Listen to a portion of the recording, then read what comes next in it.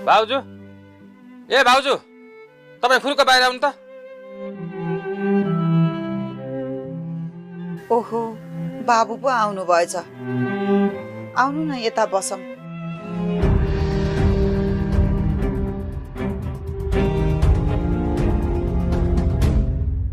म बस्न आएको होइन यहाँ। मैले तपाईँलाई मेरो ऋण तिर्नलाई आजसम्मको र अहिलेसम्मको भागा दिएको थिएँ। खै मेरो पैसा तयारी गर्नुभयो? बाबु, तपाईँले भन्ने बित्तिकै मैले पैसा कहाँबाट टकारौँ? मैले मागेको समय त अझै 6 दिन बाँकी छ। बल्ल आज 1 दिन भयो। तपाईँसँग मैले 1 हप्ताको समय मागे कि होइन र हिजो?